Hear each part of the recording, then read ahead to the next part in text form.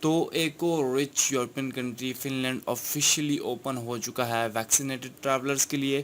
اس سے پہلے بھی فن لینڈ اوپن ہوا تھا 12 جولائی کو، بٹ نیو کووڈ کیسز کی انکریز کی وجہ سے اس کو ایکسٹینڈ کر دیا گیا تھا، اور ابھی فن لینڈ کو آفیشلی طور پر اوپن کر دیا گیا ہے ٹریولرز کے لیے. فن لینڈ میں کووڈ کیسز بہت ہی کم رپورٹ ہوئے ہیں جب سے پینڈیمک سٹارٹ ہوا ہے، اور آلموسٹ 17 منتھ تک فن لینڈ نے اپنے بارڈرز کو بند رکھا ہے.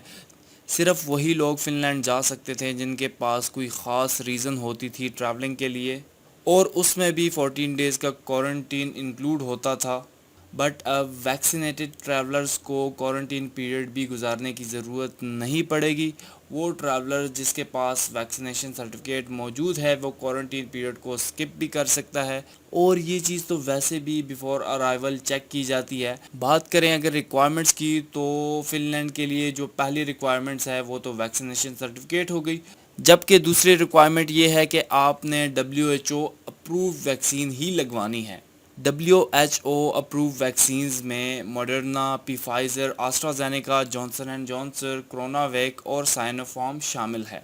WHO کی رپورٹ کے مطابق فن لینڈ میں اب تک 1,02,972 کنفرم کیسز ریکارڈ ہوئے ہیں، جبکہ 978 ڈیتھس آن دا ریکارڈ آئی ہیں.